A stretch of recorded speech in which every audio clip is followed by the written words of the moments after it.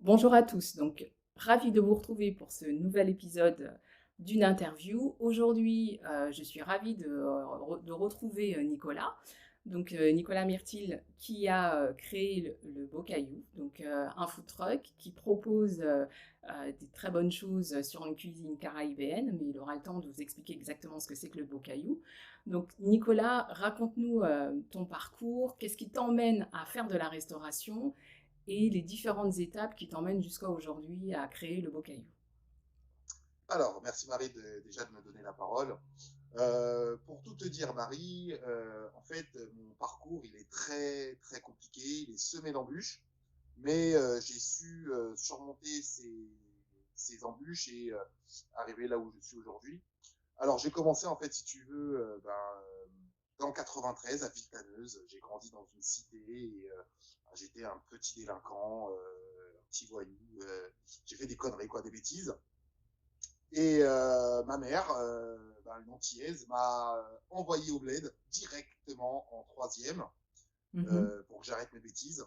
Et donc, j'ai même pas passé le brevet des collèges que j'étais au bled à aider ma grand-mère à, à traire les vaches, à couper les herbes, pardon.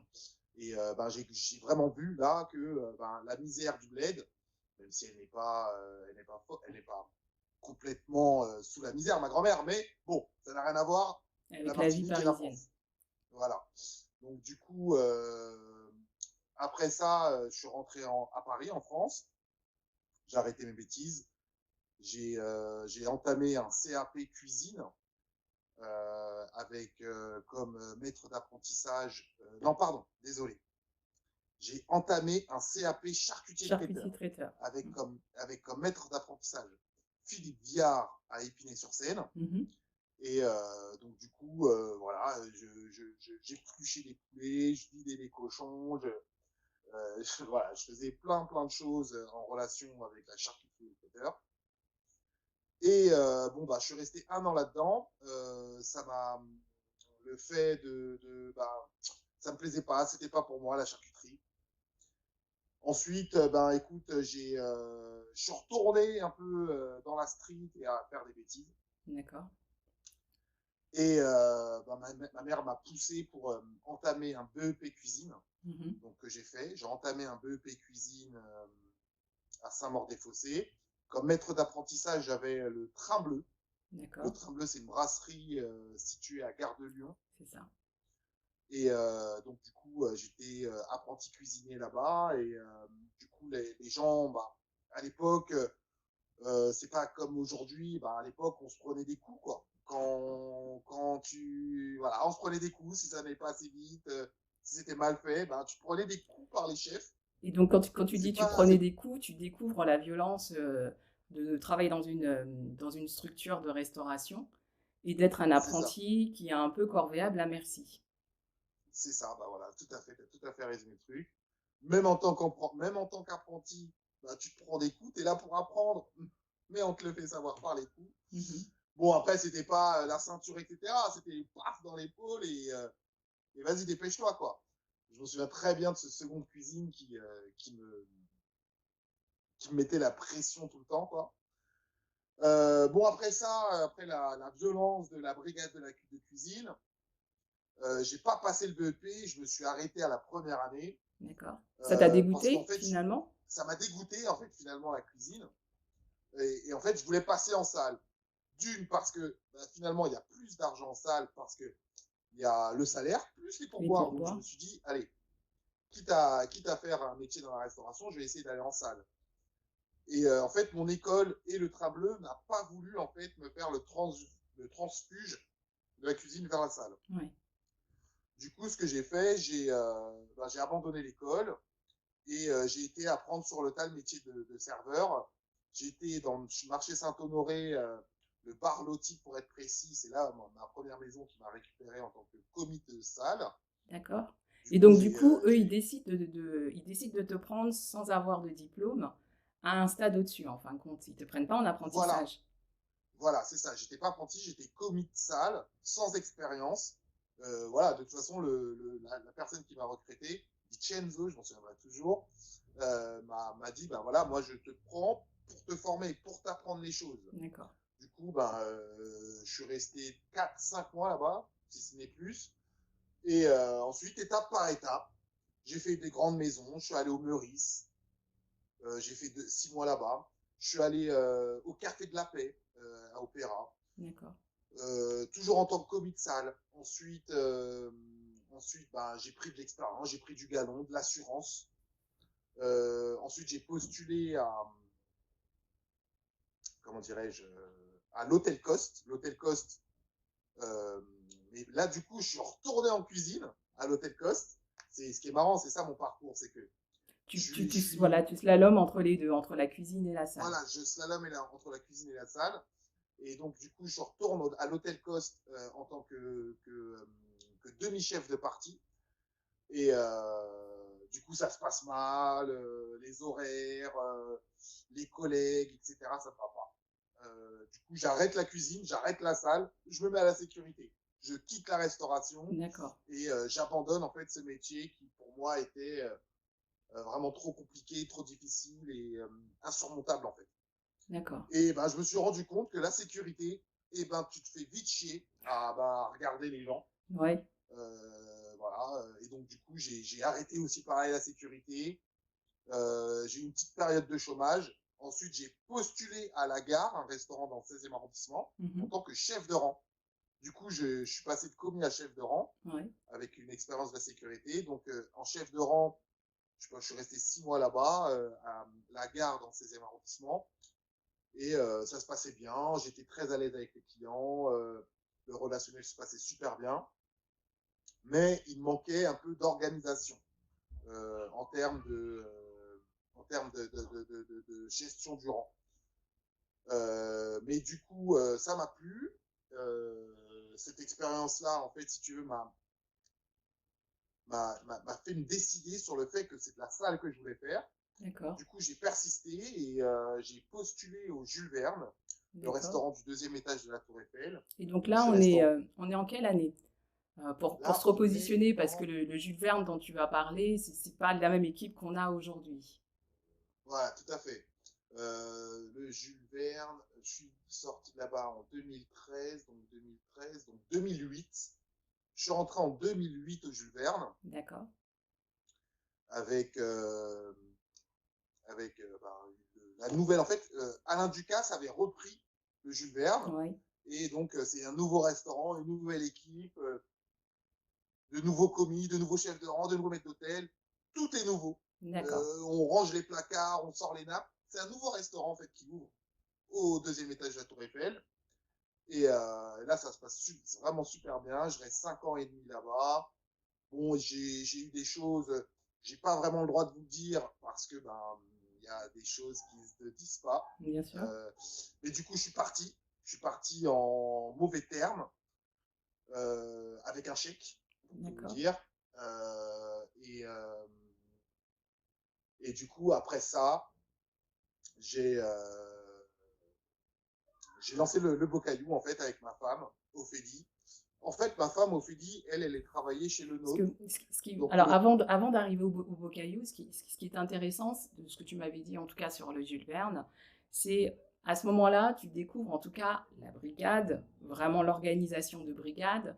Tu découvres également l'excellence. Donc, voilà, c'est ça. C'est ce qui va te pousser à rester quand même plusieurs années par rapport aux autres expériences que tu as eues juste précédemment, en fin de compte, parce que ce sera le poste en salarié où tu vas rester le plus longtemps, au Jules Verne. C'est ça, exactement, Marie. C'est au Jules Verne où j'ai appris à parler anglais, à faire des formations. J'ai fait des formations 5 étoiles où tu es en costard toute la journée bien droit, avec le sourire. L'excellence, en fait, l'excellence à la française. Et ça, franchement, je ne regrette pas parce que j'ai appris beaucoup de choses. Et c'est ce qui m'a permis, en fait, si tu veux, de maintenir une rigueur dans mon camion, dans mon food truck, dans mon entreprise, qui, en fait, ça vient de là, en fait. Ça vient de l'expérience que j'ai acquis au Jules Verne. Et donc, du coup, après le Jules Verne, je me décide avec Ophélie, donc ma femme, qui est à l'époque en poste chez Le Nôtre, donc une pâtissière. elle a un parcours scolaire, donc elle est au bac pro pâtissier. Et donc du coup, voilà, elle est en poste à le nôtre. On se décide de quitter nos postes respectifs parce que ben ça ne lui plaisait plus. D'accord. Et moi, je suis parti en mauvais termes pour des histoires que j'ai pas le droit de vous dire. Euh, et, euh, et du coup, ce qui s'est passé, c'est que une fois qu'on a créé le Beau Caillou, avec pas mal d'embûches, hein, on n'a pas créé le Beau Caillou comme ça, vraiment. Ça a été difficile, ça a pris 7 mois à façonner le concept, à trouver les bonnes recettes. Mais qu'est-ce On a qui été te, en mars. mais qu'est-ce qui te fait de... pourquoi le food truck voilà. Dans un premier temps, c'est pourquoi tu vas vers le food truck et pas vers un restaurant traditionnel? Et pourquoi cette cuisine-là plus qu'une autre, alors que tu as quand même évolué dans une cuisine plutôt traditionnelle française, gastronomique? Pourquoi tu vas vers le bocaillou et pourquoi tu vas vers le food truck? Alors, dès que je suis, en fait, si tu veux, pendant qu'on était encore en poste respectif, ma femme et moi, on avait été en Guadeloupe. Et en Guadeloupe, en fait, on avait goûté des boquites. Et elle est tombée fan des boquites. Elle a D'accord. dit, mais c'est fou, ça n'existe pas à Paris. À l'époque, il n'y avait pas de boquites à Paris. Enfin, il Mhm. y avait une boutique, c'était la Case. Et pour manger à la Case, il fallait faire 1 heure de queue. C'était la folie. Ça n'existait pas le boquite à Paris. Ou alors très très peu, et c'était vraiment pas connu, pas démocratisé. Et en fait, notre mission, notre but, notre challenge, c'était, allez, on va essayer de monter un food truck. Alors pourquoi le food truck? Parce que on voulait, si tu veux, être indépendant et pouvoir changer de lieu comme on veut. D'accord. C'est-à-dire que si tu as un restaurant fixe et que ce restaurant fixe ne fonctionne pas, eh ben, tu ne peux pas changer de lieu. Tu es obligé de rester là, payer ton loyer et sans les clients. Donc c'est Donc, du coup, l'itinérance, en fin de compte, qui t'a plu sur ce... c'est l'itinérance qui m'a plu. Surtout qu'à l'époque, ce n'était pas du tout comme maintenant démocratisé. Donc on est en Il y quelle avait le année bac. au moment où tu crées? Là, on est encore en 2013. Hein. On est fin 2013. Euh, D'ailleurs, même, on est parti en Guadeloupe en août 2013. On rentre et c'est là qu'on se dit, ben voilà, on va créer ça.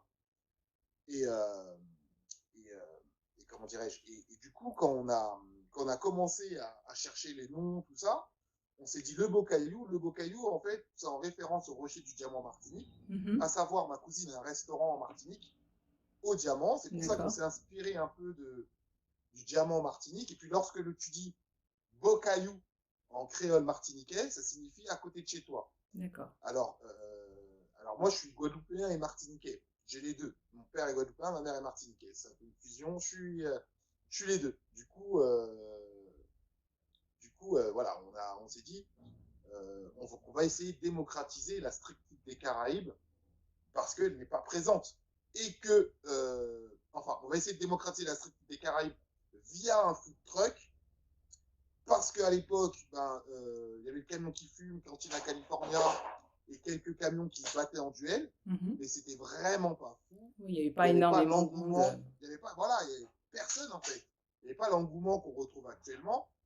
Et, et c'est là où, en fait on est sorti dans là où la vague était le plus haut en fait, là où l'engouement vraiment commençait. Il y avait le balbutiement en fait du food truck et c'est là où on a surfé la vague en fait et on l'a bien prise cette vague là parce que on avait un concept inédit qui sort de Qui était l'ordinaire, le nouveau, ouais. Bokit, Mhm. la street des Caraïbes. On avait un camion neuf, enfin semi d'occasion avec la cabine d'occasion, la cellule neuve. Donc du coup, le camion magasin est tout neuf, tout beau à notre image, à ce qu'on voulait faire retransmettre de ce qui était le Beau Caillou. Et en fait, tout de suite, dès qu'on est sorti, il y a des ministères qui nous ont contactés, il y a toutes les presses martiniquaises, guadeloupéennes qui nous ont contactés. On a fait le Parisien, on a fait TF1, Canal+, tout un tas de médias, radio et TV, pour parler en fait de Le Beau Caillou et de notre but, en fait, de démocratiser la street food des Caraïbes. D'accord. Mais alors, je repédale, moi. Je reviens un petit peu en arrière parce que j'aimerais aussi que tu nous expliques, tu démarres avec quel budget, en fin de compte, quelles sont les étapes avant que tu arrives à ton camion? Et en fin de compte, est-ce que tu fais un business plan? Est-ce que tu mets des chiffres? Est-ce que tu vas contacter une banque? Est-ce que tu arrives à avoir un prêt pour démarrer ton activité? Comment ça se passe au tout début? Une fois que vous avez décidé que ce sera le beau caillou et que ce sera de la street food caribéenne, premières étapes, qu'est-ce que vous faites? Alors, première étape, c'est qu'on avait un peu d'économie au fil des mois. Pour tout te dire en toute transparence, on avait 8 500 euros chacun, voilà, D'accord, qu'on a mis sur la table. d'accord, 8 500 euros en capital, 8 500 euros en apport en compte courant. Ça nous a fait notre rapport pour aller voir la banque qui nous a prêté 20 000 euros. d'accord, Toute transparence. On a sorti un camion qui valait 46 000 euros de mémoire. d'accord. Euh, et, euh, et voilà. Et en fait, le business plan, bien sûr qu'on en a fait. On a fait des business plans, des prévisionnels. On s'est fait retoquer par Yveline Active. En fait, Yveline Active, c'est un, un groupe, Un organisme un organisme de qui soutien soutient. Mm. aux jeunes entrepreneurs. En fait, ce qui s'est passé, c'est que on a, comme on était en poste respectif, Ophélie et moi, on a pu profiter De l'acre. du NACRE, du Ouais, NACRE et de l'ACRE. ouais. C'est-à-dire l'ACRE, c'est le maintien des allocations chômage pendant la création, et le NACRE, c'est la réduction des cotisations pendant un certain temps, enfin le temps que tu es au chômage. Donc en fait, on avait encore notre salaire de chômeur Mhm. et on pouvait commencer à lancer la machine de Bocaillou. D'accord. Et c'est ça, en fait, si tu veux, qui a creusé les fondations de Bocaillou, en fait. Ouais. Ça vous a mis le C'est pied le à fait que, l'étrier et voilà, vous étiez sur des bonnes bases. voilà, c'est ça, c'est ça, D'accord. Et tout donc, à du fait. coup, là, on est fin 2013, c'est ça? À ce moment où vous Ouais. avez votre camion, vous avez obtenu votre prêt, les choses sont Alors claires. non, là, on est en début 2014. Enfin, fin 2013, on a les banques, etc. On Mhm. est en échange avec les banques, etc. Début 2014, donc janvier 2014, c'est là qu'on a le crédit et on a pris 2 mois pour se faire livrer le camion. Euh, et, euh, et c'était vraiment une aventure folle parce qu'en fait, le constructeur est à Lille. D'accord. Donc, à chaque fois qu'il y avait quelque chose qui nous passait par la tête, qu'on voulait, etc., euh, on allait à Lille, quoi. On se faisait des allers-retours. On a dû faire 5 allers-retours Paris-Lille parce qu'on voulait vraiment un camion à notre image. Parce que du coup, ton camion, il est sur mesure. Parce qu'au départ, moi, j'avais compris que c'était un camion d'occasion. Mais la cabine, tu vas la Alors, monter sur mesure. tout à fait. La cabine est sur mesure avec nos équipements. C'est-à-dire que, en fait, on voulait pas adapter notre concept À un au camion. camion, d'accord, Voilà, on voulait que le camion s'adapte à notre concept. bien sûr.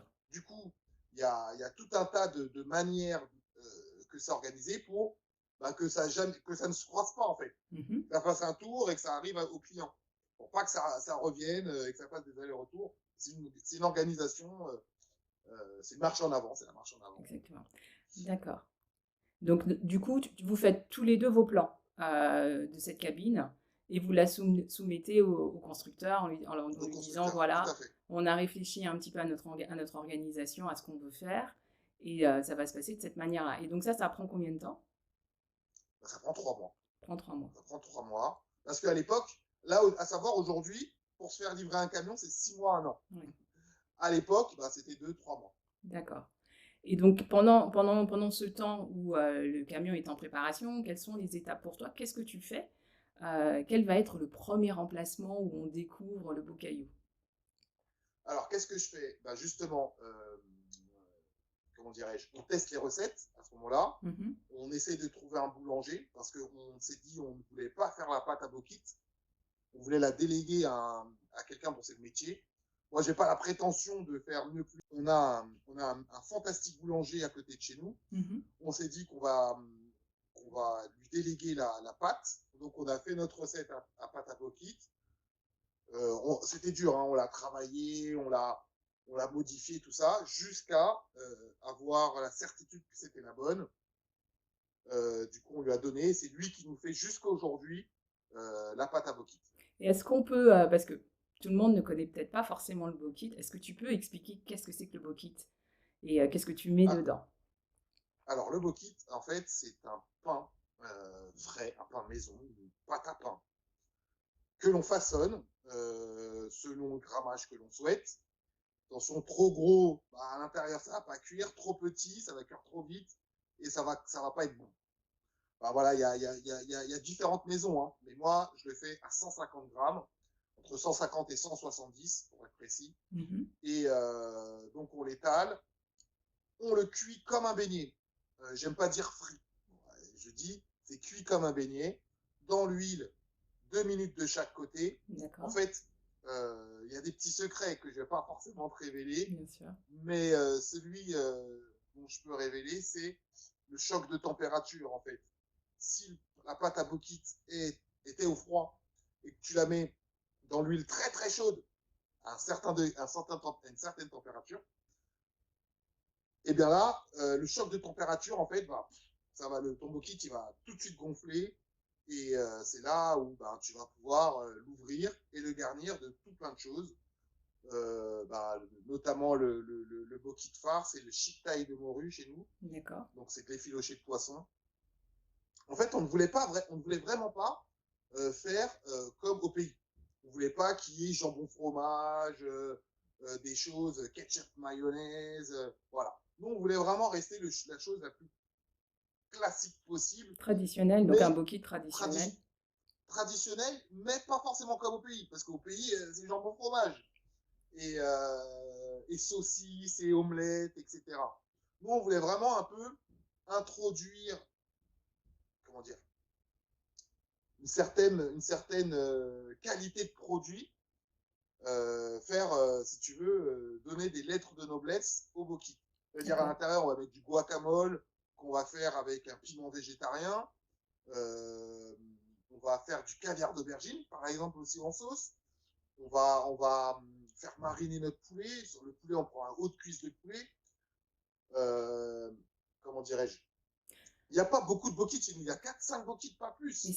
c'est ça qui est hyper intéressant, c'est que, en fin de compte, sur un produit entre guillemets simple, toi, tu vas le démocratiser en le rendant un peu plus gastronomique, un Voilà, peu c'est plus ça. goûteux. Et donc, il y a tout ce travail que tu vas faire avant de te lancer, de travailler tes recettes pour qu'elles arrivent à ce top, en fin de compte, qui va faire ta renommée aujourd'hui. Quand on vient manger un bouquet du beau caillou, c'est pas le bouquet des autres, en fin de compte. Donc, tu C'est as ta ça. marque de fabrique parce que vous avez pris le temps de travailler ces recettes. Et puis, ce qui est intéressant aussi, c'est tous les process que vous avez dû réfléchir et mettre en place avant de lancer votre camion. Et ça, c'est très pertinent, en fin de compte, dans l'organisation. Tout à fait, tout à fait. C'est un travail de longue haleine. Parce que, ben, si tu veux, même avant même de lancer, en fait, si tu veux, les bokits, bon, on les a fait tester par nos proches. On les a fait chez nous, hein, à la maison. Et si tu veux, on avait une dizaine de potes là qui étaient là. Et ben, on a testé nos recettes. Tiens, celui-ci, on a fait un thon condiment gingembre. Bon, forcément, c'est du thon en boîte, parce qu'on ne peut pas acheter du thon frais et le mettre dans un bokit, c'est n'importe quoi. Donc du thon en boîte qu'on sublime avec des condiments gingembre, c'est super bon. Le thon et le gingembre, ça se marie superbement bien. On va faire une chic taille de morue, mais une chic taille de morue dessalée, mais pas trop. Donc, parce qu'il faut garder la salaison, Mhm. avec du piment végétarien, de la coriandre, euh, du persil plat, voilà, tout plein de choses. Euh, on a aussi quelque chose qui nous avait marqué en Martinique, c'est on avait été manger chez un Rasta, et il nous avait fait un steak avec de la protéine de soja. Et D'accord. ça nous avait marqué. On voulait vraiment le reproduire. Et donc, on a cherché, on ne trouvait pas au début. Et on a finalement trouvé donc la protéine de soja qu'on réhydrate, nous, au bouillon de légumes. Mais on ne forme pas de steak avec. On le sert en morceaux. Et en fait, on appelle ça le Kingston en hommage à ce rasta qu'on a croisé en Martinique en 2013. Super, super. Et donc là, le concept, il est calibré, en fin de compte, au moment où tu lances tout ça. Et donc, ton premier emplacement, il se trouvera où? Alors, mon premier emplacement, on s'est battu pour l'avoir, c'était à Villeneuve-la-Garenne. D'accord. Donc, Villeneuve-la-Garenne, sur le côté du marché, personne ne venait nous voir. On prévoyait 60, on en faisait 10. Oh là là. Voilà, c'était n'importe quoi. Après, on a fait Autolib.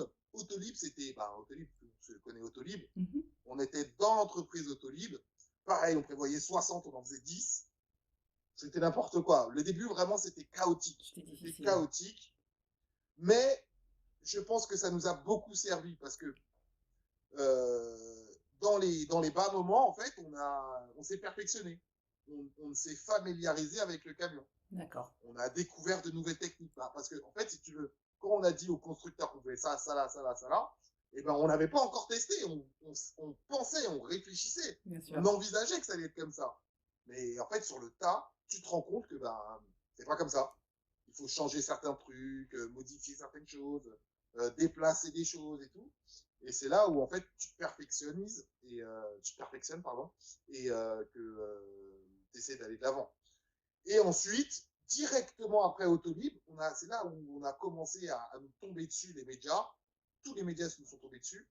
Et après, on est rentré dans Paris. Il y avait un événement qui s'appelait Food Truck Tour. Et en fait, ils avaient toutes les gares parisiennes. Gare de Lyon, gare Saint-Lazare, gare du Nord, je crois, gare de l'Est, Exactement. voilà. Et en fait, nous, on était à gare Saint-Lazare. Et c'est Mhm. là où on a explosé, en fait. D'accord. C'est Mais là où on a explosé. quand tu dis on vient vous voir, tu ne parles pas encore de tout le travail de communication que tu mets en place, parce que c'est C'est ça. aussi un gros boulot lorsqu'on a un food truck, cette partie communication qu'on ne doit pas délaisser. Donc comment tu la mets en place, comment tu la réfléchis, et à ton avis, qu'est-ce qui fait que tu sors du lot plus qu'un autre? Alors, ce qui s'est passé en toute transparence, pour tout te dire, Marie, c'est que dès le début, en fait, on était accompagné par un réseau, le réseau Outre-mer Network. D'accord. En fait, au sein de ce réseau-là, il y a une personne qui me suivait, Jean-Marc Nourel. Salut Jean-Marc, si tu m'entends. Jean-Marc Nourel, qui nous a fait rédiger un premier article, il a mis ça dans son blog, etc. Et ça a fait le tour des presses antillaises. Et ils sont tous venus nous voir et c'est là où vraiment ça a commencé. Les médias, en tout cas. Et derrière ça, en fait, nous, on a essayé d'appliquer une communication, si tu veux,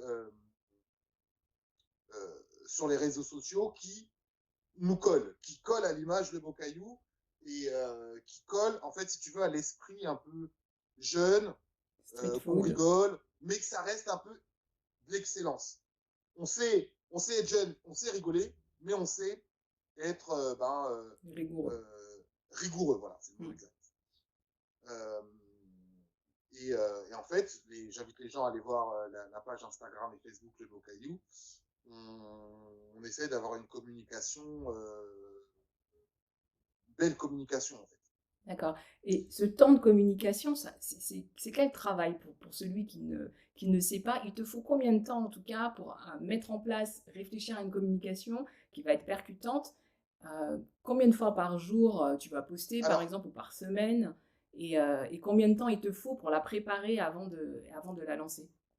alors ça dépend ce que tu veux, Marie. Parce que regarde, nous quand on a démarré, en fait, on faisait des posts.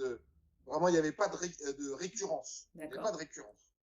On faisait des posts par-ci par-là, surtout en fait les jours où on allait travailler. C'est-à-dire que, parce que comme on travaillait pas tous les jours à l'époque, Mhm. et en fait les jours où on allait travailler, on postait des choses, retrouvez-nous ici, demain on sera là, après-demain on sera là-bas. Et en fait c'est ça, c'est parce que comme on doit forcément annoncer l'emplacement où on D'accord. sera à l'avance, et ben forcément il faut que tu sois sur les réseaux sociaux, il faut que tu martèles en fait ton planning pour que les gens te suivent et viennent jusqu'à toi. Et, comment dire euh, et, euh, le temps que ça prend, c'est un temps, en fait, si tu veux, c'est pas, c'est variable en fonction de ce que toi tu veux. C'est-à-dire que si tu veux une com récurrente, eh bien, il va falloir que tu sois présent tous les jours, au moins 1 heure par jour sur les réseaux sociaux. Et, et en fait, là, à l'heure actuelle, je m'organise d'une manière différente, c'est-à-dire que j'ai délégué la communication D'accord. à un community manager. Ce community manager, en fait, est en charge de poster tous les posts en fait, que tu vois sur les réseaux sociaux de Bocaillou. Mais en fait, avec lui, on fait un travail en amont. Si tu veux, en tout début du mois, il me dit, voilà, ce mois-ci, tu auras ça comme post. Voilà, j'ai tous les posts de la semaine. Il me fait toutes les photos, les textes. Je regarde les photos, je lui dis si ça me va ou pas. Je regarde le texte, je lui dis si ça va ou pas. Je corrige en fonction. Souvent, je corrige parce que j'ai certains termes, certains mots que je veux qu'on utilise, comme le mot plaisir, comme le mot escapade, comme le mot, tout un tas de mots comme ça qui amènent et qui ont envie de te faire voyager. Euh, et en fait, je modifie le texte et c'est lui qui se charge de poster euh, ces, euh, ces différents posts. Et, euh, et voilà. Et je pense vraiment euh, que tu ne peux pas avoir, mais je pense que ça marche dans pas mal de concepts, hein, pas que dans le food trucking. Je pense que la communication doit être, comment dirais-je, En rapport avec ton tu peux pas, positionnement. voilà, C'est ça, voilà, avec c'est ça, l'image que tu veux véhiculer. Donc tu ne peux pas c'est être en ça, incohérence par rapport à la qualité, par exemple, de ton produit. Cette image autour d'un produit caribéen, donc forcément tu vas apporter de la chaleur, tu vas apporter du plaisir. tout à fait, Donc tout à fait, il y a de l'imagerie qui se crée autour de ton projet. tout à fait. Oui, Et en fait, le produit, en fait, tu peux avoir un super bon produit, mais si tu as une com pas terrible, et ben les gens vont pas savoir que ton produit est bon. Ils viendront pas parce que tu n'as pas assez communiqué. Inversement, tu peux avoir une très bonne communication et un mauvais produit, les gens vont venir une fois, ils auront goûté, c'est pas bon. En fait, il faut un mix des deux, une bonne communication et un bon produit. Comme ça, les deux, ben, en fait, s'entrecroisent et les gens reviennent perpétuellement. et donc, raconte-nous, donc là, on a parlé du produit. Comment ça se passe donc sur tes premières fois où tu vas avoir tes premiers gros contrats, donc il va te falloir du monde pour travailler avec toi. Comment ça va se passer, tes premiers recrutements, le personnel, comment tu le choisis pour pouvoir faire voilà, cette première étape. Alors, effectivement, quand on passe de Autolib où tu fais 10 couverts à un NHA où tu prévois 1500 couverts, et ben forcément, il faut du monde. Oui. Au démarrage, ce qui s'est passé, c'est que ben, moi, j'avais posté sur Allo Extra, des choses comme ça, les outils qui te servent à recruter, mais je trouvais pas. En fait, je trouvais pas. Il y avait des gens qui venaient, qui se présentaient, ça ne faisait pas l'affaire. Ils sont venus une fois en test, ils sont pas revenus le lendemain. C'était très dur au début de trouver la bonne personne.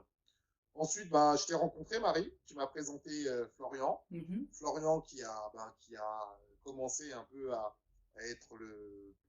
C'est lui qui faisait les productions, en fait. Ouais. Et nous, on allait les vendre. Et après, de là, et bien, du coup, il y a d'autres personnes qui sont venues se greffer. C'était surtout ben, au départ sur les gros festivals comme ça. Je prenais ma mère, ma tante, mes petites cousines. Je faisais travailler un peu la famille.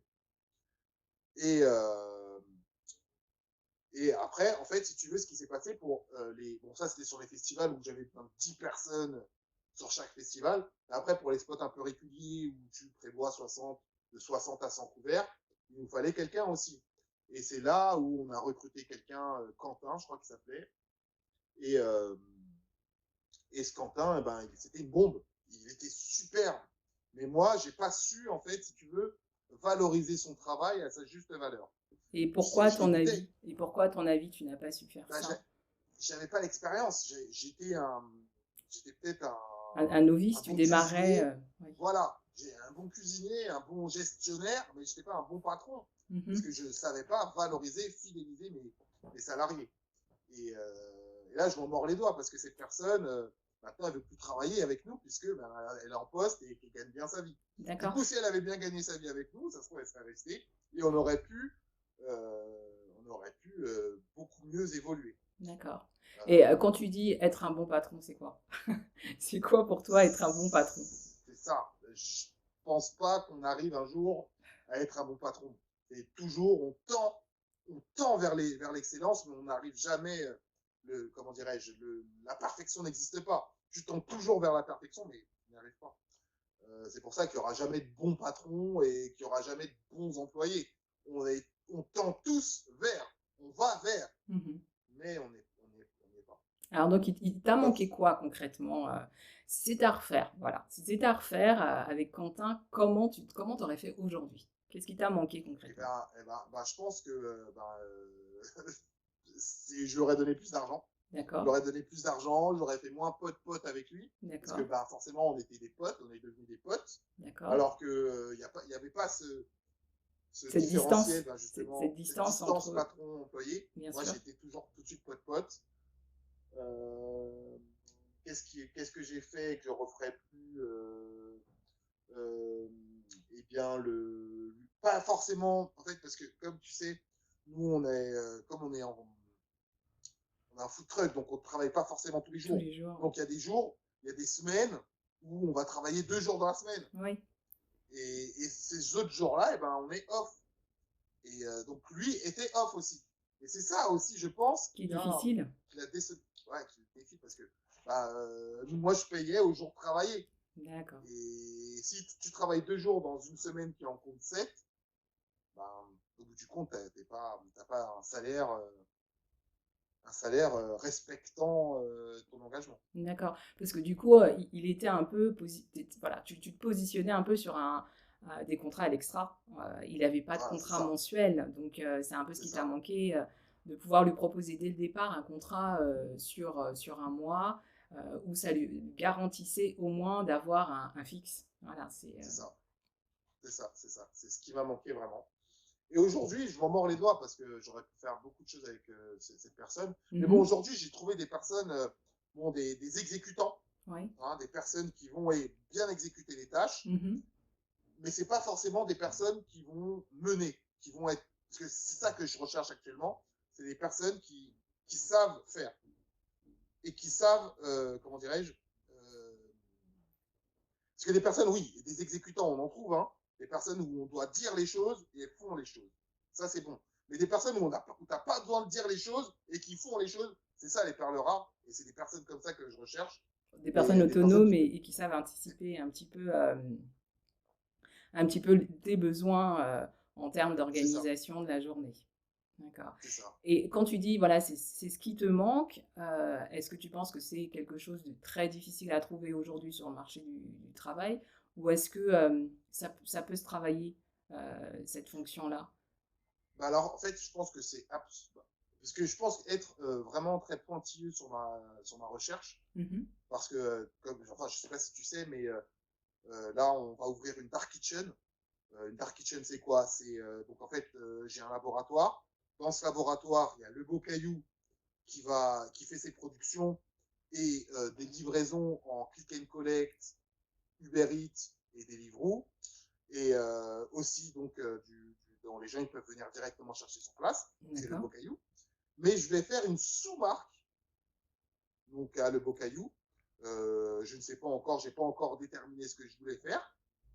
Mais ça va être avec les mêmes produits que j'utilise avec le beau caillou, Bien mais sûr. cuisinés différemment. Donc tu vas Donc multiplier un petit peu les recettes sur deux marques différentes, qui seront voilà, sous la même entité, mais avec deux marques différentes.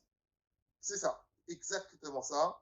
Et pour ça, en fait, il me faut des personnes qui savent faire, en fait. Mhm. Je veux pas des personnes où tu es obligé de leur dire ce qu'il y a à faire. D'accord. Et Parce que est-ce que du coup, est-ce que toi, tu as réfléchi à peut-être former ces personnes-là pour qu'elles soient complètement adaptées à tes besoins?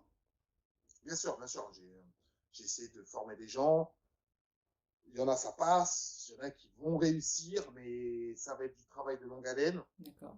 Parce qu'il y a encore des petites bêtises, enfin des petites bêtises qui peuvent s'avérer très grosses en fait. Parce que quand tu cuis trop des petits pois, par exemple, tu ne peux pas les rattraper. Vaut mieux cuire un tout petit peu moins qu'un tout petit peu trop. Parce qu'un tout petit peu trop, tu ne peux plus le refaire. Mhm.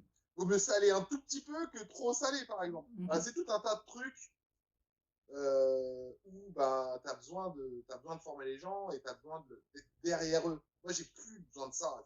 Il faut que tu trouves des En gens fait, qui soient complètement autonomes autonome. assez rapidement aujourd'hui dans tes recherches. c'est ça, Je c'est voulais ça. aussi que tu nous parles de l'association Ah ouais. qui est importante, l'association de food truck que tu as rejoint et comment ça se passe avec elle aujourd'hui? Alors, pour tout te dire, Marie, en fait, moi, j'ai commencé en 2015 l'associatif parce que, en fait, on s'est rendu compte avec Ophélie que, eh bien, que notre métier, eh ben, les organisateurs des événements ou alors comment dirais-je, l'image qu'on avait n'était pas forcément respectée parce que ben, on n'était pas ensemble. On n'avait pas de réseau. Donc, du coup, en 2015, je suis rentré dans une, dans une association, le CFI, et on a fait tout un tas de choses avec. Vraiment, on a essayé de démocratiser le métier, etc. Mais on était tout petit. On était tout petit et ça, tu sais, ça suffisait pas à parler aux grands groupes et à faire Avoir de plus avancer gros notre contrats, métier. en fin de compte. L'objectif de Voilà, l'association, c'est d'aller toucher des plus gros contrats en tout étant à fait. nombreux, enfin, voilà. Créer une force en regroupant plusieurs food trucks et donc du coup avoir ce poids-là pour pouvoir aller négocier des plus gros contrats, si je comprends C'est bien. ça. Donc, avec le CFI, on n'était pas assez. Et donc, du coup, ben, je suis parti chez Street Food en Mouvement. Street Food en Mouvement, ils étaient déjà établis en 2014, je crois. Et en fait, ça a été créé par la personne, donc Christine Ferrédéric, qui, a, qui avait fait à l'époque le camion qui fume, et Thierry Marx, le D'accord. chef Thierry Marx. Et du coup, donc en 2016, je quitte le CFI, je rentre à Street Food en Mouvement. Et là, ben, je m'investis parce que moi, quand je fais quelque chose, je ne le fais pas à moitié. Je Mhm. m'investis à fond. Euh, les choses qui me plaisent, ben, je le dis. Les choses qui ne me plaisent pas, je le dis. Et on gagne des parts de marché. Pour tout te dire en toute transparence, j'ai acquéri avec Street Food en Mouvement ben, le PSG. C'est Mhm. moi qui envoie les camions au PSG. Les D'accord. food trucks qu'il y a devant le Parc des Princes, c'est moi qui les envoie Mhm. au ministère des Finances, ministère des Outre-mer, tous les hôpitaux de Paris. En fait, si tu veux, on a créé des relations aussi avec des grands groupes comme Sodexo, Elior, Compass. D'accord. En fait, à chaque fois qu'il y a une cuisine de Compass, enfin, ces grands groupes qui ferment pour travaux ou ces grands groupes, ou enfin, leurs clients eh ben, souhaitent faire une fête de personnel, enfin, c'est moi qui contacte. Bonjour Nicolas, j'ai un restaurant aux Ulysses qui est fermé, est-ce que tu peux m'envoyer un camion? Paf, j'envoie D'accord. ça dans notre outil et ça consulte l'ensemble des membres et les membres se positionnent selon leur disponibilité.